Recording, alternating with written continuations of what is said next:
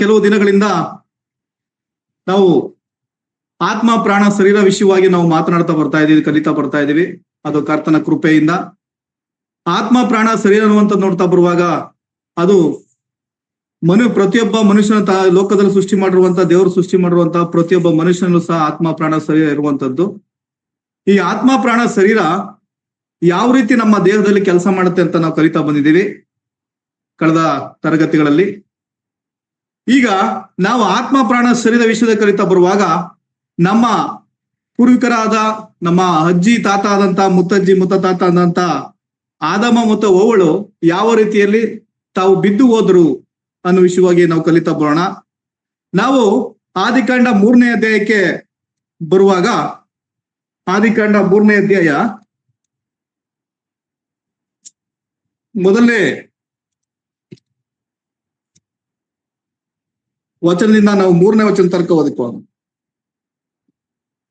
ಆದಿಕಾಂಡ 3ನೇ ಅಧ್ಯಾಯ ಮೊದಲನೇ ವಚನದಿಂದ 3ನೇ ವಚನದವರು.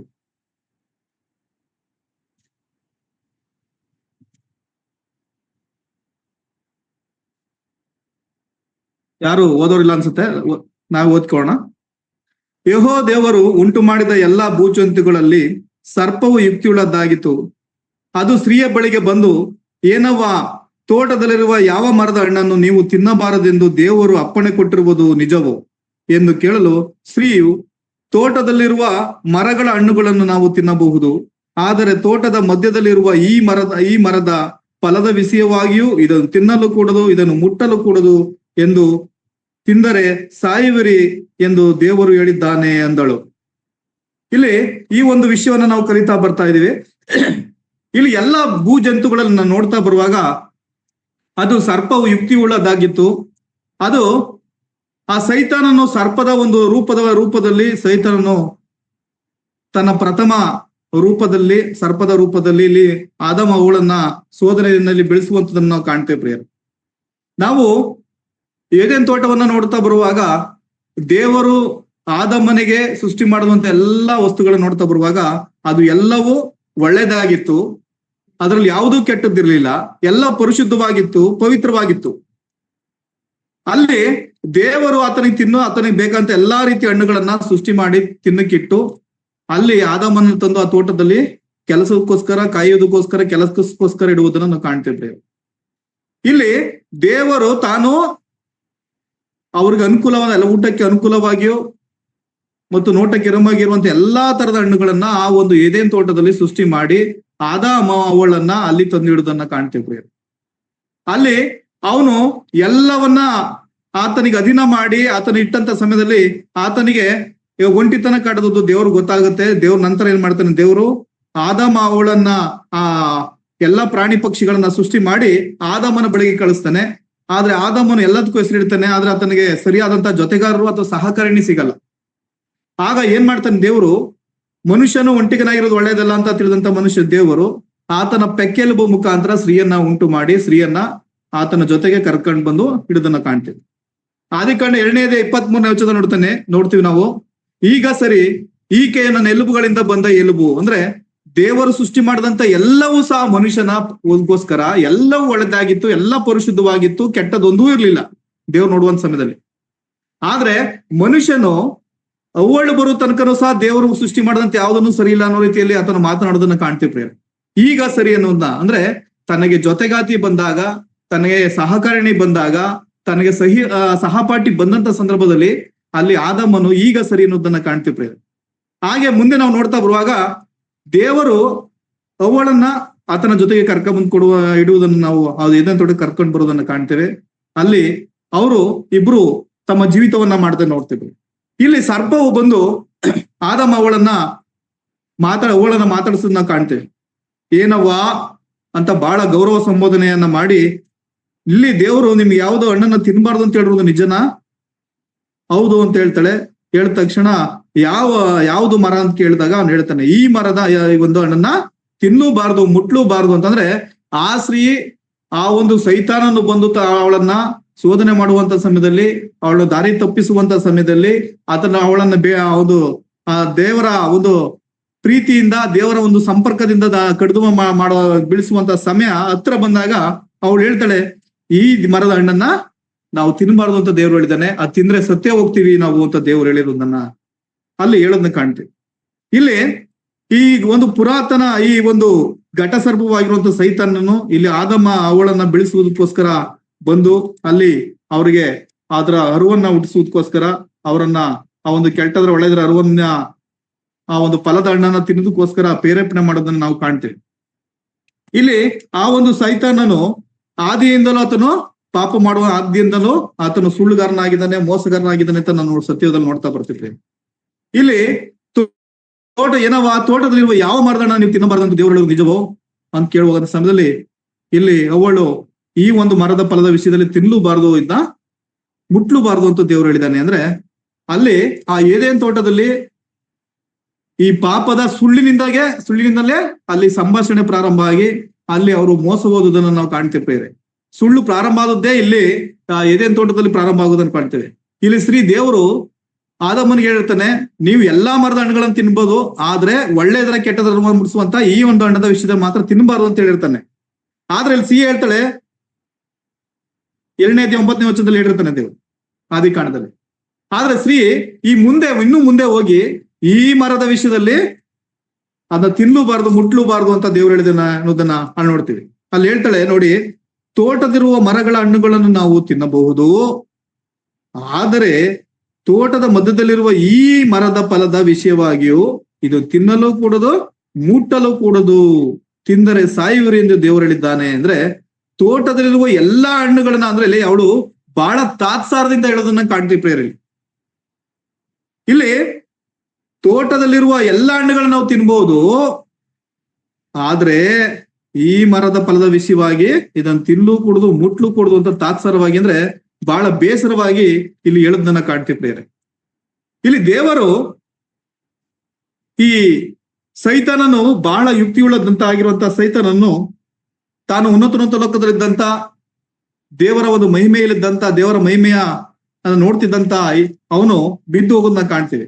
ಅಲ್ಲಿ ದೇವರು ಹೇಳ್ತಾನೆ, ದಾನಿಯೇಲನಿಗಿಂತಲೂ ನೀ ಬುದ್ಧಿವಂತ, ನಿನ್ಗೆ ಗೊತ್ತಾದಂತ ಮರೆಯಾದಂಥದ್ದು ಒಂದೂ ಇಲ್ಲ ಅಂತ ದೇವರು ಹೇಳುವುದನ್ನ ನಾವು ಕಾಣ್ತೇವೆ ಪ್ರೇರೆ.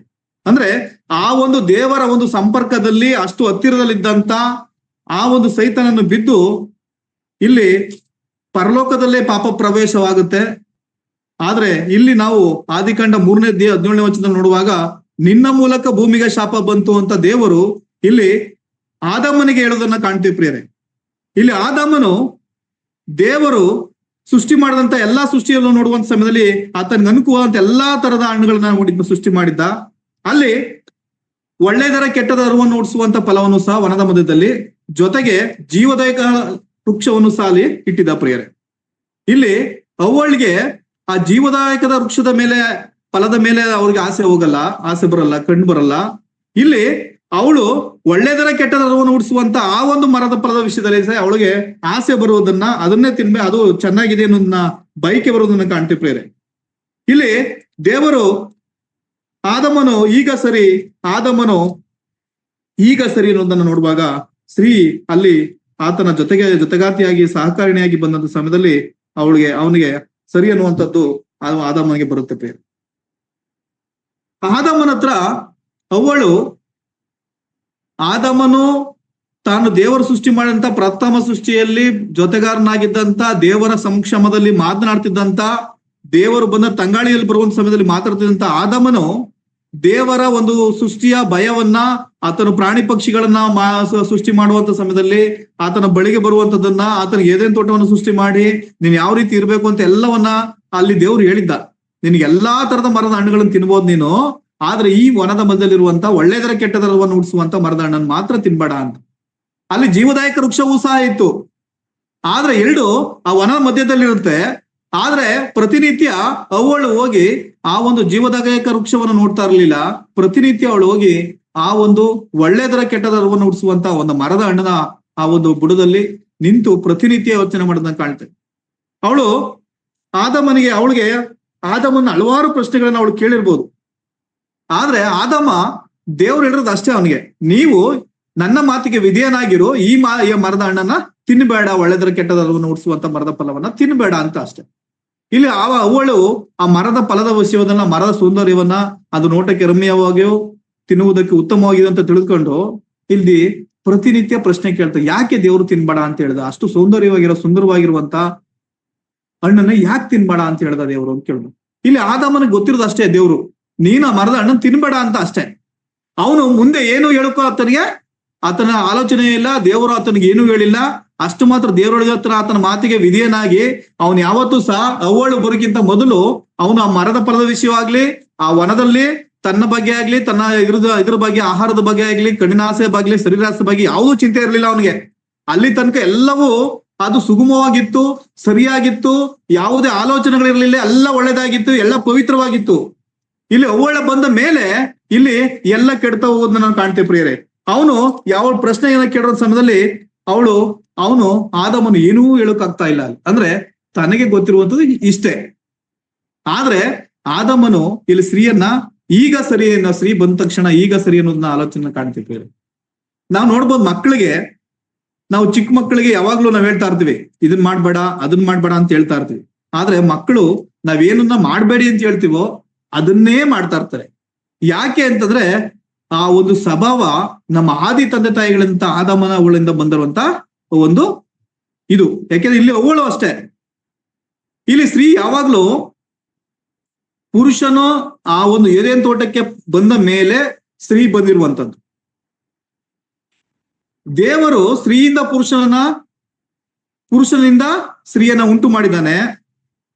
ಇಲ್ಲಿ ಒರಿಜಿನಲ್ ಆಗಿ ಆದಾಮನೇ ಇಲ್ಲಿ ದೇವರು ಸೃಷ್ಟಿ ಮಾಡಿರುವಂತದ್ದು, ಆದಾಮನಿಂದ ಅವಳನ್ನ ಸೃಷ್ಟಿ ಮಾಡ್ತಾನೆ. ನಾವು ನೋಡ್ತಾ ಬರುವಾಗ, ಈ ಜನರೇಷನ್ ಗ್ಯಾಪ್ ನಲ್ಲಿ ನೋಡ್ತಾ ಬರುವಾಗ, ಒಂದು ಜನರೇಷನ್ ಮತ್ತೊಂದು ಜನರೇಷನ್ಗೆ ನಾವು ನೋಡ್ತಾ ಬಂದಾಗ ಮಕ್ಕಳನ್ನ, ಆ ಹುಟ್ಟುವಂತ ಮಕ್ಕಳು, ಆ ಮಕ್ಕಳ ಬುದ್ಧಿವಂತಿಕೆಯನ್ನ, ಆ ಮಕ್ಕಳು ಶಾರ್ಪ್ನೆಸ್ ನ ಎಲ್ಲ ನೋಡ್ತಾ ಬಂದ್ರೆ ನಾವು ಆ ಮಕ್ಕಳು ಒಂದು ತಲೆಮಾರಿಗೆ ಮತ್ತೊಂದು ತಲೆಮಾರಿಗೆ ಬಹಳ ಫಾಸ್ಟ್ ಆಗಿರ್ತವೆ, ಬಹಳ ಸ್ಪೀಡ್ ಆಗಿರ್ತವೆ. ಇಲ್ಲಿ ನಿಜವಾದ ಸೃಷ್ಟಿ ಆದಾಮನಿಂದ ಅವಳು ಸೃಷ್ಟಿಯಾಗಿದ್ದಾಳೆ. ಆದಾಮನಿಗೆ ದೇವರ ಎಲ್ಲಾ ಸೃಷ್ಟಿಗಳು ಗೊತ್ತು, ಆತನ ಎಲ್ಲಾ ವಿಚಾರಗಳು ಗೊತ್ತಿತ್ತು. ಇಲ್ಲಿ ಅವಳು ಆದಾಮನಿಂದ ಉಂಟಾಗಿರೋದ್ರಿಂದ ಇಲ್ಲಿ ಅವಳಿಗೆ ಆದಾಮನಿಗಿದ್ದಂತ ಭಯಭಕ್ತಿ ಇಲ್ಲ. ಅಂದ್ರೆ ದೇವರ ಜೊತೆಯಲ್ಲಿ ನಡೆದುಕೊಂಡು ಅವಳು ಬರೋ ತನಕ ಆತನು ದೇವರ ಜೊತೆ ನಡ್ಕೊಂಡು ಬಂದಂತದ್ದು, ದೇವರ ಸೃಷ್ಟಿಗಳನ್ನ, ದೇವರು ಹೇಳದನ್ನ, ದೇವರ ಆಲೋಚನೆಗಳನ್ನ, ದೇವರು ಏದೇನ್ ತೋಟವನ್ನ ಕೊಟ್ಟಂತ ಏದೇನ್ ತೋಟವನ್ನ, ಅದ್ರಲ್ಲಿ ಏನ್ ಮಾಡ್ಬೇಕು ಅಂತ ಉದ್ದೇಶವನ್ನ ಎಲ್ಲವೂ ಆದಾಮನಿಗೆ ಕರಗತವಾಗಿತ್ತು ಪ್ರಿಯರೇ. ಈ ಸ್ತ್ರೀ ಬಂದಂತ ಸಮಯದಲ್ಲಿ ಈ ಸ್ತ್ರೀಗೆ ಆದಾಮನಿಗಿದ್ದಂತ ಒಂದು ಭಯ ಭಕ್ತಿ ಕಡಿಮೆ ಆಗಿದೆ. ಆ ಭಯ ಭಕ್ತಿ ಕಡಿಮೆ ಆಗಿರೋದ್ರಿಂದ ಅವಳ ಆಲೋಚನೆ ಏನು, ಪ್ರತಿನಿತ್ಯ ಅವಳಿಗೆ ಅಲ್ಲಿ ಹೋಗಿ ಆ ಒಂದು ಮರದ ಒಳ್ಳೆದರ ಕೆಟ್ಟದರವನ್ನು ಉಡಿಸುವಂತ ಮರವನ್ನ ನೋಡುವಂಥದ್ದು, ಆ ಮರವನ್ನ ನೋಡಿ ಅದರ ಫಲದ ವಿಷಯವಾಗಿ ಇದಿಷ್ಟು ಚೆನ್ನಾಗಿದೆ, ಇದು ಉತ್ತಮವಾಗಿದೆ ಅಂತ ಪ್ರತಿನಿತ್ಯ ತನ್ನ ಮನಸ್ಸಿನಲ್ಲಿ ಆಲೋಚನೆ ಮಾಡ್ತಾ ಬರುವುದು. ಮತ್ತು ಅವಳು ತನ್ನ ಆಲೋಚನೆಗಳ ಮುಖಾಂತರ ಅವಳು ಅದನ್ನು ನೋಡ್ತಾ ಬರ್ತಾಳೆ ಪ್ರಿಯರೇ. ಪ್ರತಿನಿತ್ಯ ಅವಳಿಗೆ ಆಲೋಚನೆ ಏನು, ಆ ಮರದ ಬಳಿಗೆ ಹೋಗುವಂಥದ್ದು, ಇದ್ಯಾಕೆ ತಿನ್ಬೇಡ ಅಂತ ಹೇಳಿದ್ದೇನೆ, ಇದನ್ನ ಯಾಕೆ ಮುಟ್ಬೇಡ ಅಂತ ಹೇಳಿದ್ದೇನೆ, ಇದು ಯಾಕೆ ತಿನ್ಬಾರ್ದು ಅಂತ ದೇವ್ರು ಹೇಳಿದ್ದಾನೆ ಅನ್ನೋದನ್ನ ಅವಳು ಪ್ರತಿನಿತ್ಯ ಆಲೋಚನೆ ಮಾಡೋದು ಪ್ರಿಯರೇ. ನಾವು ಸ್ತ್ರೀಯರನ್ನ ನೋಡ್ತಾ ಬರುವಾಗ ಪ್ರಿಯರೇ, ಸ್ತ್ರೀಯರು ಯಾರು ಬೇಸರ ಮಾಡ್ಕೊಳ್ಬಾರ್ದು. ನಾವು ಸತ್ಯವಾದ ಪ್ರಕಾರ ಕೆಲವು ವಿಷಯಗಳನ್ನ ಕಲಿತಾ ಇದ್ದೀವಿ. ಯಾವುದಾದ್ರೂ ಒಂದು ವಿಷಯದಲ್ಲಿ ಹೆಣ್ಣು ಮಕ್ಕಳು ಅಥವಾ ಸ್ತ್ರೀಯರು ಹಠವನ್ನ ಹಿಡಿದ್ರೆ, ಒಂದು ಅದನ್ನ ಪೂರೈಸೋ ತನಕ ಸುಮ್ನಾಗಲ್ಲ, ಅಥವಾ ಅದು ತಂದು ಕೊಡೋ ತನಕ ಸುಮ್ನಾಗಲ್ಲ. ಅಂದ್ರೆ ಅದು ಮಾಡುವವರೆಗೂ ಸಹ, ಅದನ್ನ ತಂದು ಕೊಡುವವರೆಗೂ ಸಹ ಒತ್ತಾಯ ಮಾಡ್ತಾ ಇರ್ತಾರೆ. ಅಂದ್ರೆ ಪ್ರತಿನಿತ್ಯ ಅವ್ರ ಒತ್ತಾಯಗಳು ಹೆಚ್ಚಾಗ್ತಾ ಇರ್ತವೆ. ಈ ಒಂದು ಯಾವ್ದೋ ಒಂದು ನಮ್ಮ ಕುಟುಂಬಗಳಿರ್ಬೋದು, ವೈಯಕ್ತಿಕ ಜೀವಿತ ಇರ್ಬೋದು, ಅಥವಾ ಬೇರೆ ವಿಷಯಗಳಲ್ಲಿ ಇರ್ಬೋದು, ಪ್ರತಿಯೊಂದು ವಿಷಯದಲ್ಲೂ ಸಹ ಅವರು ಆ ಒಂದು ಒತ್ತಾಯವನ್ನ, ಹಠವನ್ನ ಮಾಡ್ತಾ ಬರೋದನ್ನ ನೋಡ್ಬೋದು. ಇಲ್ಲಿ ಪ್ರತಿನಿತ್ಯ ಆದಾಮನಿಗೆ ಅವಳು ಒತ್ತಾಯ ಮಾಡ್ತಾ ಬರ್ತಾ ಇದ್ದಾಳೆ, ದೇವ್ರು ಯಾಕೆ ಈ ಹಣ್ಣನ್ನ ತಿನ್ಬೇಡ ಅಂತ ಹೇಳಿದಾನೆ, ಇಷ್ಟು ಸೌಂದರ್ಯವಾಗಿದೆ, ಇದು ತಿನ್ನುವುದಕ್ಕೆ ಉತ್ತಮವಾಗಿದೆ, ನಿನ್ಗೆ ಯಾಕೆ ಕೇಳಿಲ್ಲ ಅಂತ. ಅಲ್ಲಿ ಅವನು ಏನನ್ನು ಹೇಳಕ್ಕಾಗ್ತಲ್ಲ ಪ್ರಿಯರೇ. ಯಾಕೆಂದ್ರೆ ದೇವರು ಅವನಿಗೆ ಹೇಳಿರುವಂತದ್ದು ಇಷ್ಟೇ ಪ್ರಿಯರೇ, ನಾವು ತೋಟದಲ್ಲಿರುವ ಮರಗಳನ್ನು ನಾವು ತಿನ್ನಬಹುದು, ಆದ್ರೆ ತೋಟದ ಮಧ್ಯದಲ್ಲಿರುವ ಈ ಮರದ ಫಲದ ವಿಷಯವಾಗಿ ನಾವು ತಿನ್ನಬಾರದು ಅಂತ ದೇವರು ಹೇಳಿದ್ದಾನೆ. ಇದೇ ಮಾತನ್ನ ಅಲ್ಲಿ ಸೈತಾನನಿಗೂ ಸಹ ಅವಳು ಹೇಳುವುದನ್ನ ಕಾಣ್ತೇವೆ ಪ್ರಿಯರೇ. ಅಂದ್ರೆ ಇಲ್ಲಿ ದೇವರು ಹೇಳುವಂತದ್ದು ಆದಾಮನಿಗೆ ಅಷ್ಟೇ, ಆದ್ರೆ ಇಲ್ಲಿ ಅವಳು ಅದನ್ನು ಹೆಚ್ಚು ಆಲೋಚನೆ ಮಾಡ್ತಾ ಇದ್ದಾಳೆ, ಅದ್ರ ಬಗ್ಗೆ ಚಿಂತೆಯನ್ನ ಮಾಡ್ತಾ ಇದ್ದಾಳೆ ಪ್ರಿಯರೇ. ತಿಂದ್ರೆ ಸಾಯುವಿರಿ ಅಂತ ಹೇಳಿದಾನೆ ದೇವರು. ಅಂದ್ರೆ ಅವಳಿಗೆ ಒಂದೇ ಒಂದು ಭಯ ಏನಿತ್ತು ಅಂದ್ರೆ ತಿಂದರೆ ಸಾಯ್ತಿರಿ, ಅದೊಂದೇ ಅವಳಿಗೆ ಕಾಡ್ತಾ ಇತ್ತು ಪ್ರಶ್ನೆ ಅಷ್ಟೇ. ಅಲ್ಲಿ ಅವಳಿಗೆ ಬೇರೆ ಏನು ಆಲೋಚನೆ ಇಲ್ಲ. ತಿಂದ್ರೆ ಸತ್ತೋಗ್ತೀರಿ ಅಂತ ಆದಾಮನಿಗೆ ದೇವ್ರು ಹೇಳಿರುವುದನ್ನ, ಆ ಒಂದು ಸತ್ತೋಗ್ತೀನಿ ಅನ್ನೋ ಒಂದು ಭಾವನೆ ಅಷ್ಟೇ. ಅವಳ ಹಣ್ಣು ತಿನ್ಬೇಕು ಅಂತ ಅಪೇಕ್ಷೆ ಇದೆ, ಆಸೆ ಇದೆ, ಆದ್ರೆ ಸತ್ತೋಗ್ತೀವಿ ಅನ್ನೋ ಒಂದು ಭಯದಲ್ಲಿ ಅವಳು ತಿಂತಲ್ಲ ಪ್ರಿಯರೇ. ಆದ್ರೆ ಆದಾಮನಿಗೆ ಪ್ರತಿನಿತ್ಯ ಕೇಳಿದಾಗಲೂ ಸಹ ಆತನಿಗೆ ಒಂದೇ ಉತ್ತರ. ಅವಳು ಆದಾಮನನ್ನ ನನಗಿಂತ ಸತದಡ್ಡ, ಬುದ್ಧಿವಂತನಲ್ಲ, ದಡ್ಡ ನನ್ನ ಗಂಡ. ದೇವರು ಯಾಕೆ ಹಣ್ಣನ್ನು ತಿನ್ಬಾರ್ದು ಅಂತ ಹೇಳಿದಾನೆ ಅದನ್ನ ಇವನು ಪ್ರಶ್ನೆ ಮಾಡಿ ಕೇಳಿಲ್ಲ, ಅಥವಾ ತಿಳಿದುಕೊಳ್ಳುವಂತ ಪ್ರಯತ್ನನೂ ಮಾಡಿಲ್ಲ. ಅಥವಾ ದೇವ್ರು ಹೇಳಿದ್ರು ಸಹ ಇವನು ಮರ್ತೋಗಿರ್ಬೋದು, ಅಥವಾ ನನಗ್ ಸುಳ್ಳು ಹೇಳ್ತಾ ಇರ್ಬೋದು. ಇಲ್ಲಿ ಅವಳಿಗೂ ಸಹ ಅವು ಆದಾಮನ ಮೇಲೆ ಅನುಮಾನ ಬರೋಕ್ ರೀತಿಯ ಶುರುವಾಗುತ್ತೆ. ಮತ್ತು ಆದಾಮನ ಉತ್ತರ ಏನು, ದೇವರು ಇಷ್ಟ ಹೇಳಿದಾನೆ ಅಷ್ಟೇ, ಅದನ್ನ ತಿನ್ಬಾರ್ದು ಅಂತ ಹೇಳಿದಾನೆ ಅಷ್ಟೇ, ಅದು ಬಿಟ್ಟು ಮುಂದಕ್ಕೆ ಅವನಿಗೂ ಗೊತ್ತಿಲ್ಲ. ಆದ್ರೆ ಇಲ್ಲಿ ಸ್ತ್ರೀ ಏನ್ ಮಾಡ್ತಾಳೆ, ನನ್ನ ಗಂಡ ದಡ್ಡ, ನನ್ನ ಗಂಡ ಸರಿಯಾಗಿ ತಿಳ್ಕೊಂಡಿಲ್ಲ, ಅವಿವೇಕಿ. ಇವತ್ತೆಷ್ಟೋ ವಿಶ್ವಾಸಿಗಳ ಕುಟುಂಬಗಳಲ್ಲಿ ಸ್ತ್ರೀಯರು ಪ್ರಿಯರೇ, ಮತ್ತು ಎಷ್ಟೋ ಸಭೆಗಳಲ್ಲಿ ತಮ್ಮ ಗಂಡಂದಿರ ಮುಖಾಂತರ ಒಂದು ಸಭೆಗಳನ್ನು ನಿಯಂತ್ರಣ ಮಾಡ್ತಾ ಹೋಗುವುದು ನಾನು ಕಾಣ್ತೇವೆ ಪ್ರಿಯರೇ. ಇಲ್ಲಿ ಅವಳು ಅಷ್ಟೇ, ಈಗ ಸರಿ ಅಂತ ಆದಾಮನ್ ಹೇಳುವಂತ ಸಮಯದಲ್ಲಿ, ಅಂದ್ರೆ ತನ್ನ ಜೊತೆಗೆ ಬಂದಂತ ಅವಳು ಬಂದಂತ ಸಮಯದಲ್ಲಿ, ಅವಳು ತನ್ನ ಜೊತೆಗೆ ಸಹಕಾರಿಣಿಯಾಗಿ ಬಂದಂತ ಸಂದರ್ಭದಲ್ಲಿ ಇಲ್ಲಿ ಆದಾಮನು ತನ್ನ ಹೆಂಡತಿಗೆ ವ್ಯಾಮೋಹಕ್ಕೆ ಒಳಗಾಗಿದ್ದಾನೆ. ಇಲ್ಲಿ ಅವಳು ಕೇಳುವಂತ ಪ್ರಶ್ನೆಗೆ ಅವನು ಉತ್ತರ ಕೊಡಕ್ಕಾಗ್ತಾ ಇಲ್ಲ. ಪ್ರತಿನಿತ್ಯ ಅವಳು ದೇವ್ರ ಮರದ ಬೆಳಗ್ಗೆ ಹೋಗಿ ನೋಡ್ತಾ ಇದ್ದಾಳೆ, ಆದ್ರೆ ಆದಾಮನ ಅವಳನ್ನ ನಿಯಂತ್ರಣ ಮಾಡಕ್ಕಾಯ್ತಾ ಇಲ್ಲ ಅಂತ ಪರಿಸ್ಥಿತಿ ಇರ್ಬೋದು. ಇಲ್ಲಿ ಆ ಸರ್ಪ ಬಂದಂತ ಸಮಯದಲ್ಲಿ ಅಲ್ಲಿ ಆ ಮರದ ಕೆಳಗಡೆ ಇದ್ದಾಳೆ, ಒಳ್ಳೆದ್ರೆ ಕೆಟ್ಟದ್ರ ಅಲ್ವ ನೋಡಿಸುವಂತ ಕೆಳಗಡೆ, ಮರದ ಕೆಳಗಡೆ. ಇಲ್ಲಿ ಎಷ್ಟೋ ಸಭೆಗಳಲ್ಲಿ ಪ್ರಿಯರೇ, ಇವತ್ತು ಸ್ತ್ರೀಯರು ಸಭೆಗಳಲ್ಲಿ ಸಭಾ ಹಿರಿಯರ ಸಭಾ ಒಂದು ಜವಾಬ್ದಾರಿ ಹೊತ್ತಿನಂತವ್ರನ್ನ ನಿಯಂತ್ರಣ ಮಾಡ್ತಾ ಆ ಸಭೆಗಳು ಇವತ್ತು ಹಾಳಾಗ್ತಾ ಇದೆ ಪ್ರಿಯರೇ, ಹಾಳಾಗಿ ಹೋಗಿದೆ ಎಷ್ಟೋ ಸಭೆಗಳಲ್ಲಿ ಪ್ರಿಯರೇ. ಸ್ತ್ರೀಯರು ಯಾವತ್ತು ಪುರುಷನು ತಲೆ ಹೆಂಡತಿಗೆ ಗಂಡನ ತಲೆ ನೋಡಿತೇಳಿ ನಾವು ನೋಡ್ತಾ ಬರುವಾಗ, ಇಲ್ಲಿ ಸ್ತ್ರೀಯರು ತಮ್ಮ ಒಂದು ದೇವರಲ್ಲೇ ವಾಕ್ಯದಲ್ಲಿ ಪ್ರಕಾರ ಇರುವಂತ ರೀತಿ ನಡ್ಕೊಳ್ಬೇಕಾಗಿದೆ. ಆದ್ರೆ ನಿಯಂತ್ರಣ ಮಾಡ್ತಾ ತಾವೇ ಕಿಂಗ್ ಮೇಕರ್ ತರ ಕೆಲಸ ಮಾಡ್ತಾ, ಸಭೆಗಳ ನಿಯಂತ್ರಣ ಮಾಡ್ತಾ, ಸಭೆಗಳ ಆಳ್ಗಾಗೋಕೆ, ಸಭೆಗಳು ನಿಂತು ಹೋಗೋದಕ್ಕೆ, ಸಭೆಗಳು ಮುಚ್ಚೋಗೋದಕ್ಕೆ ಕಾರಣಗಳು ಸ್ತ್ರೀಯರಾಗ್ತಾ ಇದ್ದಾರೆ ಪ್ರಿಯರು. ನಾವು ಯಾಕೋಬನ ಪತ್ರಿಕೆ 1ನೇ ಅಧ್ಯಾಯಕ್ಕೆ ಬರೋಣ. ಅಲ್ಲಿ ಯಾಕೋಬನ ಪತ್ರಿಕೆ 1ನೇ ಅಧ್ಯಾಯ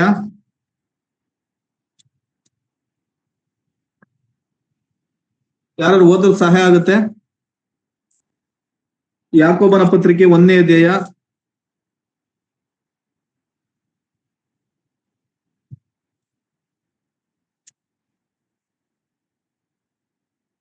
ಯಾಕೋಬನ ಪತ್ರಿಕೆ 1ನೇ ಅಧ್ಯಾಯದ 14ನೇ ವಚನ ನೋಡ್ತಾ ಬರೋಣ. ಆದರೆ ಪ್ರತಿಯೊಬ್ಬನು ತನ್ನಲ್ಲಿರುವ ಆಶಾಪಾಸದಿಂದ ಎಳೆಯಲ್ಪಟ್ಟು ಮರಳುಗೊಂಡವನಾಗಿ ಪ್ರೇರೇಪಿಸಲ್ಪಡುತ್ತಾನೆ. ಆಮೇಲೆ ಆಸೆಯು ಬಸುರಾಗಿ ಪಾಪವು ಇರುತ್ತದೆ. ಪಾಪವು ತುಂಬಾ ಬೆಳೆದು ಮರಣವನ್ನ ಅಡಿಯುತ್ತದೆ. ಇಲ್ಲಿ ಪ್ರತಿಯೊಬ್ಬನಲ್ಲಿರುವ ಆಶಾಪಾಸದಿಂದ ಎಳೆಯಲ್ಪಟ್ಟು, ಅಂದ್ರೆ ಇಲ್ಲಿ ಪ್ರತಿಯೊಬ್ಬರೂ ಸಹ ಈ ಲೋಕದಲ್ಲಿ ಜೀವಿಸ್ತಿರುವಂತ ನಮ್ಮ ಆದಾಮ ಅವಳು ಸಹ ತಮ್ಮಲ್ಲಿರುವಂತ ಆಶಾಪಾಸದಿಂದ, ಆಸೆಯಿಂದ ಎಳೆಯಲ್ಪಟ್ಟು ಮರಳುಗೊಂಡವರಾಗಿ ಪ್ರೇರೇಪಿಸಲ್ಪಡ್ತಾರೆ. ಆಮೇಲೆ ಆಸೆಯ ಬಸುರಾಗಿ ಪಾಪವನ್ನು ಇರುತ್ತದೆ. ಪಾಪ ತುಂಬಾ ಬೆಳೆದು ಮರಣವನ್ನು ಅರಿಯುತ್ತದೆ ಪ್ರಿಯರೇ. ಅಂದ್ರೆ ಪ್ರತಿಯೊಬ್ಬ ವ್ಯಕ್ತಿಯನ್ನು ಸಹ ನಾವು ನೋಡ್ತಾ ಬರುವಾಗ, ನಾವು ವಿಶ್ವಾಸಗಳಿರ್ಬೋದು, ಅವಿಶ್ವಾಸಗಳು ನೋಡ್ತಾ ಇರ್ಬೋದು ಪ್ರಿಯರೇ, ತನ್ನಲ್ಲಿರುವಂತ ಆಶಾಪಾಸಕ್ಕೆ ಎಳೆಯಲ್ಪಟ್ಟವರಾಗಿ, ಅದಕ್ಕೆ ಮರಳುಗೊಂಡವರಾಗಿ ಪ್ರೇರೇಪಿಸಲ್ಪಡುತ್ತಾ ಅವರು ಪಾಪ ಮಾಡುವವರಾಗಿದ್ದಾರೆ ಪ್ರಿಯರೇ. ಇಲ್ಲಿ ಪ್ರಥಮವಾಗಿ ಆಸೆ ಪ್ರತಿಯೊಬ್ಬರಲ್ಲೂ ಸಹ ತನ್ನಲ್ಲಿರುವಂತಹ ಆಸೆಗಳಿಂದ, ಇಲ್ಲಿ ಅವಳಿಗೆ ಆಸೆ ಆಗಿತ್ತು. ಏನ್ ಆಸೆ ಆಗಿತ್ತು? ಆ ಮರದ ಫಲದ ವಿಷಯದಲ್ಲಿ ಅವಳಿಗೆ ಆಸೆ ಇತ್ತು. ಅಂದ್ರೆ ನೋಡುವುದಕ್ಕೆ ಉತ್ತಮವಾಗಿಯೂ ತಿನ್ನುವುದಕ್ಕೆ ಉತ್ತಮವಾಗಿ ನೋಡುವುದಕ್ಕೆ ರಮ್ಯವಾಗಿದೆ ಅಂತ ತಿಳಿದು ಅವಳು ಆ ಮರದ ಫಲದ ವಿಷಯದಲ್ಲಿ ಅವಳು ಆಲೋಚನೆ ಮಾಡ್ತಾ ಬರುವಂತದ್ದು ಪ್ರಿಯರೇ. ಅವಳು ಯಾವ ರೀತಿ ಆಲೋಚನೆ ಮಾಡುವಂತಳು ಅದು ಅಂದ್ರೆ, ಇಲ್ಲಿ ಪ್ರತಿಯೊಬ್ಬನು ತನ್ನಲ್ಲಿರುವ ಆಶಾಪಾಸದಿಂದ ಎಳೆಯಲ್ಪಟ್ಟು, ಆಸೆಯಿಂದ ನಾವು ಪ್ರತಿಯೊಬ್ಬರು ನಮ್ಮ ಆಶಾಪಾಸಗಳಿಂದ ಎಳೆಯಲ್ಪಟ್ಟವರಾಗಿ ಅದಕ್ಕೆ ಮರಳುಗೊಂಡವರಾಗ್ತೀವಿ. ಆ ಮರಳುಗೊಂಡವರಾದ ಮೇಲೆ ಅದಕ್ಕೆ ನಾವು ಮರಳುಗೊಂಡವರಾದ ಮೇಲೆ ಅದೇನ್ ಮಾಡುತ್ತಿದ್ರೆ ನಮ್ಮನ್ನ ಪ್ರೇರೇಪಿಸುತ್ತೆ ಪ್ರೇರೆ, ಅದನ್ನ ಮಾಡ್ಬೇಕು, ಅದನ್ನ ಮಾಡ್ಬೇಕು ಅಂತ ಪ್ರೇರೇಪಿಸಪಡುವಂತ ಸಮಯದಲ್ಲಿ ನಾವು ಆ ಆಸೆಯಿಂದ ನಾವು ಅದನ್ನ ಮಾಡ್ತೀವಿ. ಮಾಡಿದಾಗ ಅದು ಆಸೆಯ ಬಸುರಾಗಿ ಪಾಪವನ್ನ ಹೇರುತ್ತದೆ. ಪಾಪ ತುಂಬಾ ಬೆಳೆದು ಮರಣವನ್ನ ಅಡಿಯುತ್ತದೆ ಪ್ರಿಯರೇ. ಇಲ್ಲಿ ಅವಳಿಗೂ ಅದೇ ಆಗಿತ್ತು ಪ್ರಿಯರೇ. ಆ ಮರದ ಫಲದ ವಿಷಯದಲ್ಲಿ ಅವಳಿಗೆ ಆಸೆ ಆಗಿತ್ತು. ಆ ಆಸೆ ಏನಂದ್ರೆ ಕಣ್ಣಿನ ಆಸೆ ಆಗಿತ್ತು ಅವಳಿಗೆ. ಮತ್ತು ನೋಡುವುದಕ್ಕೆ ರಮ್ಯವಾಗಿ ಕಣ್ಣಿನ ಆಸೆ, ತಿನ್ನುವುದಕ್ಕೆ ಉತ್ತಮವಾಗಿಯೂ ಅಲ್ಲಿ ಶರೀರದ ಆಸೆ, ಎರಡು ಆಸೆಗಳು ಅವಳಲ್ಲಿ ಇದರಿಂದ ಇಲ್ಲಿ ಅವಳ ಆ ಒಂದು ಚಿಂತನೆ ಏನಾಯ್ತಾ ಬರುತ್ತು ಅಂತಂದ್ರೆ ಪ್ರತಿನಿತ್ಯ ಅವಳ ಮರದ ಫಲದ ವಿಷಯದಲ್ಲಿ ಅವಳ ಆಸೆಯೇ ಹೆಚ್ಚಾಗ್ತಾ ಹೋಗ್ತು. ಇಲ್ಲಿ ಆದಾಮನ ಹತ್ರ ಕೇಳಿದ್ರೆ ಆತನಿಗೆ ಉತ್ತರ ಇಲ್ಲ. ಅವಳ ಪ್ರಶ್ನೆಗೆ ಉತ್ತರ ಇಲ್ಲ. ದೇವರು ಇಷ್ಟೇ ಹೇಳಿರುವಂತದ್ದು, ಈ ಮರದನ್ನ ತಿನ್ನಬೇಡಿ ಅಂತ ಹೇಳಿದಾನೆ ಅಷ್ಟೇ. ಅಲ್ಲಿ ದೇವರ ಮಾತಿಗೆ ವಿಧಿಯಾರಾಗ್ಬೇಕು ಅಷ್ಟೇ. ಆದ್ರೆ ಇಲ್ಲಿ ಅವಳು ತನ್ನ ಆಸೆಯಿಂದ ಆಶಾಪಾಸದಿಂದ ಎಳೆಯಲ್ಪಟ್ಟವಳಾಗಿ ಆ ಒಂದು ಹಣ್ಣಿಗೋಸ್ಕರ ಆ ಒಂದು ಮರದ ಫಲದ ವಿಷಯದಲ್ಲಿ ಅವಳು ಮಳ್ಳುಗೊಂಡವಳಾಗಿ ಪ್ರೇರೇಪಿಸಲ್ಪಡ್ತಾಳೆ ಪ್ರಿಯರೇ. ಅಲ್ಲಿ ಪ್ರೇರೇಪಣೆಗೆ ಸೈತಾನನೇ ಕಾರಣ. ಆದ್ರೆ ಅವಳು ಮಳ್ಳುಗೊಂಡವಳಾಗಿ ಅದನ್ನ ತಿನ್ಬೇಕು ಅನ್ನುವಂತ ಆಸೆ ಹೆಚ್ಚಾಗ್ತಾ ಹೋಗುತ್ತೆ. ಇಷ್ಟೊಂದು ಉತ್ತಮವಾಗಿದೆ, ಇಷ್ಟು ಸುಂದರವಾಗಿದೆ ಅನ್ನುವಂಥದ್ ರೀತಿಯಲ್ಲಿ ಪ್ರಿಯರೇ, ಈ ಕಣ್ಣಿನ ಆಸೆ ಯಾವಾಗ್ಲೂ ಮನುಷ್ಯನನ್ನ ಕಣ್ಣಿನಾಸೆ ಶರೀರಾಸೆಗಳು ಬೆಳೆಸ್ತಾ ಇರುವಂತದ್ದಾಗಿದೆ ಪ್ರಿಯರೇ. ಇವತ್ತು ಎಷ್ಟೋ ಸಭೆಗಳಲ್ಲಿ ಸಭೆಯರು ದೇವ್ರ ವಾಕ್ಯ ಅಂತಿದ್ರು, ದೊಡ್ಡ ದೊಡ್ಡ ಸೇವಕರು ಸಹ ಇವತ್ತು ತಮ್ಮ ಕಣ್ಣಿನಾಸೆ ಶರೀರಾಸೆಗಳಿಗೋಸ್ಕರ ಬದುಕು ಬಾಳ್ನೆ ಡಂಬಕ್ಕೋಸ್ಕರ ಇವತ್ತು ತಮ್ಮ ಆತ್ಮಿಕ ಜೀವಿತವನ್ನ ಹಾಳು ಮಾಡ್ಕೊಳ್ತಾ ಇದ್ದಾರೆ. ಎಷ್ಟೋ ಸಭೆಗಳಲ್ಲಿ ಇವತ್ತು ಅದೇ ಒಂದು ವಿಚಾರಗಳಲ್ಲಿ ಸಹ ಒಬ್ಬ ಸಭೆಯರು ಕಂಡ್ರೆ ಇನ್ನೊಬ್ರಿಗಾಗಲ್ಲ. 3 ಸಭೆಯಲ್ಲಿ 3 ಜನ ಸಭೆಯರು ಇದ್ರೆ 3 ಜನ ಒಂದೊಂದು ಬಾಗ್ಲು ಒಂದೊಂದು ದಾರಿ ಪ್ರಿಯರೇ. ಅಲ್ಲಿ ಸಾಮೂಹಿಕವಾಗಿ ಕೆಲಸವನ್ನ ಮಾಡುವ ನಾವು ನೋಡೋದಲ್ಲ ಪ್ರಿಯರೇ. ಆದಿ ಸಭೆಗಳಲ್ಲಿ ನೋಡ್ತೀವಿ, ದೇವ್ರು ಎಲ್ಲರೂ ಸಹ ಒಂದೇ ಸರಿ ರೀತಿಯಲ್ಲಿ ಒಂದೇ ಕುಟುಂಬವಾಗಿ ಅವರು ಕೆಲಸ ಮಾಡ್ತಿರೋದನ್ನ ನೋಡ್ತಾ ಇರ್ತೀವಿ ಪ್ರಿಯರೇ. ಆದ್ರೆ ಇಂದು ನಮ್ಮಲ್ಲಿರುವಂತ ಆಸೆಗಳಿಂದ, ನಮ್ಮಲ್ಲಿರುವಂತ ಶರೀರದ ಆಸೆಗಳಿಂದ, ನಮ್ಮಲ್ಲಿರುವಂತ ಕಣ್ಣಿನ ಆಸೆಗಳಿಂದ ಇವತ್ತು ಎಲ್ಲವೂ ಸಹ ಸಭಾ ಜೀವಿತ, ಕುಟುಂಬ ಜೀವಿತ, ವೈಯಕ್ತಿಕ ಜೀವಿತ, ಎಲ್ಲ ಸಂಬಂಧಗಳು ಎಲ್ಲ ಹಾಳಾಗ್ತಾ ಇದೆ ಪ್ರಿಯರೇ. ಇಲ್ಲಿ ಆದಾಮನ ಅವಳನ್ನ ನಾವು ನೋಡ್ತಾ ಬರುವಾಗ ಇಲ್ಲಿ ಆದಾಮ ಅವಳಿಗೆ ಇಲ್ಲಿ ಅವಳು ಆ ಹಣ್ಣನ್ನ ವಿಷಯದಲ್ಲಿ ಇಲ್ಲಿ ಆಸೆಯಿಂದ ಅವಳು ಪ್ರೇರೇಪಿಸಲ್ಪಡುವಳಾಗಿರ್ತಾಳೆ ಪ್ರಿಯರೇ. ಅದಕ್ಕೆ ಮಳ್ಳುಗೊಂಡವಳಾಗಿರ್ತಾಳೆ ಪ್ರಿಯರೇ. ಆದ್ರೆ ಆ ಮಳ್ಳನ್ನ ಮಾಡುವಂತವನು ಇಲ್ಲಿ ಸೈತಾನನಾಗಿದ್ದಾನೆ ಪ್ರಿಯರೇ. ಅವಳು ಈ ಹಣ್ಣನ್ನ ತಿನ್ನುವ ವಿಷಯದಲ್ಲಿ ಇದು ನಾವು ಆದಿಕಾಂಡ 2ನೇ ಅಧ್ಯಾಯದಲ್ಲಿ 3ನೇ ಅಧ್ಯಾಯದಲ್ಲಿ ಆಗ ಸ್ತ್ರೀಯು ಆ ಮರದ ಹಣ್ಣನ್ನು ತಿನ್ನುವುದಕ್ಕೆ ಉತ್ತಮವಾಗಿಯೂ ನೋಡುವುದಕ್ಕೆ ರಮ್ಯವಾಗಿಯೂ ಜ್ಞಾನೋದಯಕ್ಕೆ ಅಪೇಕ್ಷತಕ್ಕದ್ದಾಗಿದೆಯೂ ಇದೆ ಎಂದು ತಿಳಿದು ಅದನ್ನು ತೆಗೆದುಕೊಂಡು ತಿಂದಳು. ಇಲ್ಲಿ ಆಸೆಯ ಇದರಿಂದ ಅಲ್ಲಿ ತಿನ್ನುವುದನ್ನು ನಾವು ನಾಡ್ತೇವೆ. ಅದು ನೋಡುವುದಕ್ಕೆ ರಮ್ಯವಾಗಿತ್ತು. ಅವಳಿಗೆ ಆ ರಮ್ಯ, ಆ ನೋಟ, ಕಣ್ಣಿನ ಆಸೆ ಹೆಚ್ಚಾಗ್ತಾ ಬರ್ತು ಪ್ರಿಯರೇ. ಮತ್ತು ಕಣ್ಣಿನ ಆಸೆಯಿಂದ ಅಲ್ಲಿ ಶರೀರದ ಆಸೆ ಶುರುವಾಗುತ್ತೆ ಪ್ರಿಯರೇ ಅವಳಿಗೆ. ಅಂದ್ರೆ ತಿನ್ನುವುದಕ್ಕೆ ಉತ್ತಮವಾಗಿಯೂ ನೋಡುವುದಕ್ಕೆ ರಮ್ಯವಾಗಿಯೂ, ಅಲ್ಲಿ ನೋಡುವುದಕ್ಕೆ ರಮ್ಯವಾಗಿದೆ ಮತ್ತು ಕಣ್ಣಿನಗೆ ತಿನ್ನುವುದಕ್ಕೆ ಉತ್ತಮವಾಗಿದೆ, ಅಲ್ಲಿ ಜ್ಞಾನೋದಯಕ್ಕೆ ಅಪೇಕ್ಷತಕ್ಕದ್ದಾಗಿದೆ ಎಂದು ತಿಳಿದುವಂತ ಸ್ತ್ರೀ ಅಲ್ಲಿ ಆ ಮರದ ಹಣ್ಣನ್ನ ತಿನ್ನುವುದಕ್ಕೋಸ್ಕರ ಅವಳು ಪ್ರಯತ್ನವನ್ನ ಪಡೆದ ನಾವು ಕಾಣ್ತೀವಿ ಪ್ರಿಯರೇ. ಮತ್ತು ಇಲ್ಲಿ ನೋಡ್ತಾ ನಾವು ಬರುವಾಗ ಅಲ್ಲಿ ಈ ಶರೀರದಾಸೆ ತಿನ್ನುವುದಕ್ಕೆ ಉತ್ತಮವಾಗಿವೆ ಎನ್ನುವಂತ ಸಮಯದಲ್ಲಿ ನಾವು ನೋಡುವಾಗ ಅದು ಶರೀರದಾಸೆಯನ್ನು ಸೂಚಿಸುತ್ತೆ ಪ್ರಿಯರೇ. ನೋಡುವುದಕ್ಕೆ ರಮ್ಯವಾಗಿ ಅನ್ನುತ್ತ ನೋಡ್ತಾ ಬರುವಾಗ ನಾವು ಕಣ್ಣಿನಾಸೆಯನ್ನ ನೋಡ್ತೀವಿ ಪ್ರಿಯರೇ. ಅಂದ್ರೆ ನಾವು ಅದೇ ಪ್ರಾರಂಭದಲ್ಲಿ ನೋಡ್ತಾ ಬರುವಾಗ, ನಾವು ಮೊದಲನೇ ಭಾಗದಲ್ಲಿ ನೋಡ್ತಾ ಬರುವಾಗ ಆದಾಮ ಅವಳನ್ನ ದೇವರು ಆತ್ಮ ಪ್ರಾಣ ಶರೀರವಾಗಿ ಸೃಷ್ಟಿ ಮಾಡಿರುವಂತ ಸಂದರ್ಭದಲ್ಲಿ ಆತ್ಮ ದೇವರ ಜೊತೆ ಸಂಬಂಧ ಇಟ್ಕೊಳ್ಳೋಕ್ಕೋಸ್ಕರ ಪ್ರಯತ್ನವನ್ನ ಪಡುತ್ತೆ. ಇಲ್ಲಿ ಶರೀರ ಅನ್ನುವಂಥದ್ದು ಅದು ಈ ಲೋಕದಲ್ಲಿ ಇರುವಂತ ಆಸೆಗಳನ್ನ ಅದು ತಿಳಿಯೋದಕ್ಕೋಸ್ಕರ, ಚಿಂತೆ ಮಾಡೋದಕ್ಕೋಸ್ಕರ, ತನ್ನನ್ನ ತಿಳಿಯುವಂತ ಕೆಲಸವನ್ನ, ತನ್ನ ಶರೀರದ ಬಗ್ಗೆ ತಿಳಿಯುತ್ತ ಕೆಲಸವನ್ನ ಮಾಡುತ್ತೆ. ನಾವು ಪ್ರಾಣವಂತ ನೋಡ್ತಾ ಬರುವಾಗ ಅದು ಲೋಕವನ್ನ ತಿಳಿಯುವಂತ ಕೆಲಸವನ್ನ ಮಾಡ್ತಾ ಬರುತ್ತೆ.